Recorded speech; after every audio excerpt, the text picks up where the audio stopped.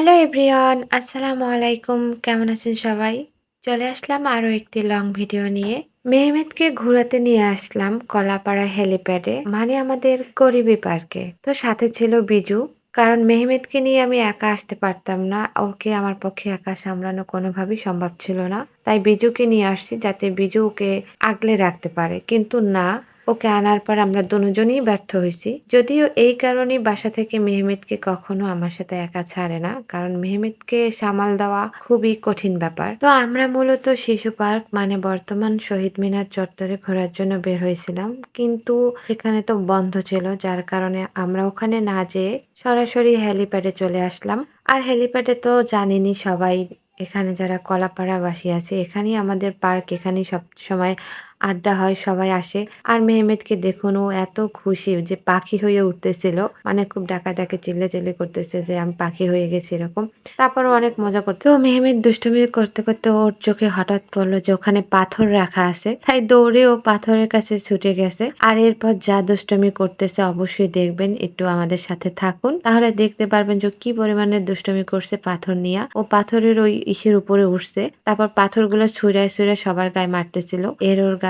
আর এরপর আমরা দেখলাম যে ও সবার গায়ে সত্যি সত্যি মারতেছিল, আর সবাই খুব বিরক্ত হচ্ছিল। তাই আমি আবার ওখানে গেলাম, কিন্তু দেখুন ও শুনে না, ও কোনোভাবেই শুনছিল না, সবার গায়ে পাথর মারতেছিল। সবাই শেষে বলতেছে, এই যে বাবু তুমি এগুলো কি করতেছো? তো দেখলাম ওর দুষ্টুমির মাত্রা অতিরিক্ত বেড়ে গেছে, তাড়াতাড়ি ক্যামেরা অফ করে ওকে থামালাম, কিন্তু তারপরও না, দেখুন ও কি অবস্থা, ওখানে বসে পড়েছে, ডাইরেক্ট নামবি না কোনো মতে। আর বসে বসে তারপর পাথরগুলো নিজের গায়ে ছুটতেছিল, যদিও নিজের গায়ে পড়ছিল না, আশেপাশে দিচ্ছিল।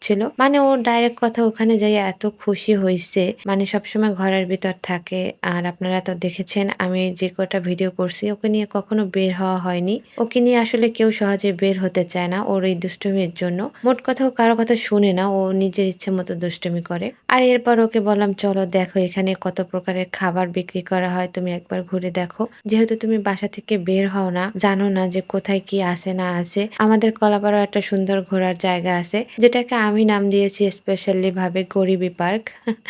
আমাদের কলাপাড়াবাসীর গরিবি পার্ক। আর তারপর ওকে দেখাচ্ছিলাম, ও বলতেছে যে বৌমনি আমার তো সিঙ্গারা খুব পছন্দ, আর তাহলে তুমি আমাকে কিনে দাও। আমি আবার বললাম দেখো ভাই, আমি তো তোমাকে নিয়ে শহীদ মিনার মানে শহীদ মিনার চত্বরে ঘুরতে আসছিলাম, তো এই কারণে আমি ব্যাগ নিয়ে আসি নাই সাথে করে। যেহেতু শহীদ মিনার চত্বর আমাদের বাসার কাছেই, ভাবছিলাম যে ওখান থেকে ঘুরে বাসায় চলে যাব।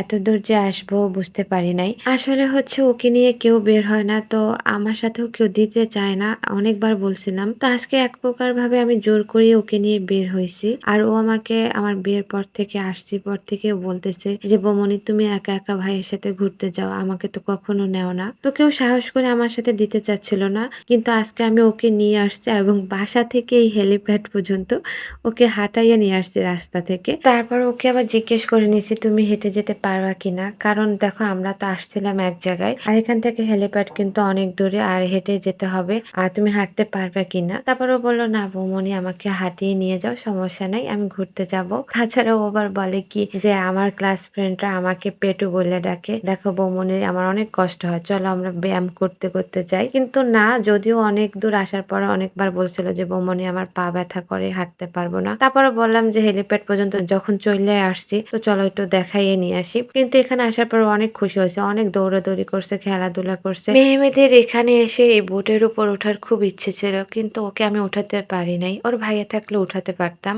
আর দেখুন এখানে আচার আলা, ওকে আচারও দেখাইছি, ও আচার অতটা খায় না। তারপরও আবার আমাকে বলতেছে বৌমনি তুমি তো শুধু আমাকে খাবার দেখাইয়াই গেলা, কিছু আর খাওয়াইলা না, এইটা কিন্তু আমার মনে থাকবে। তো ওর এই কথাটা শুনে আমার খুব খারাপ লাগলো।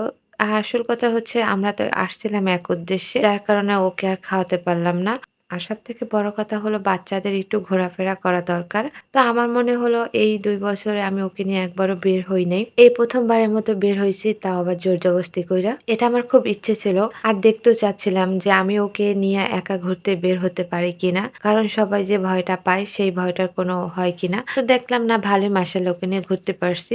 আর হচ্ছে দুষ্টমির ব্যাপার, যারা বাচ্চারা তো একটু দুষ্টমি করেই থাকে। ও ওর মতো দুষ্টমি করছে, আবার লাস্ট টাইমে আমার সাথে ভদ্র ছেলের মতো বাসায় ফিরে আসছে। তো অনেক ঘোরাঘুরি করলাম, প্রায় সন্ধ্যা হয়ে গেছে, তো বাসায় ফিরে যেতেই হবে। তো আজকের মতো ভিডিওটি এখানে শেষ করলাম। সবাই ভালো থাকবেন, সুস্থ থাকবেন। আল্লাহ হাফেজ।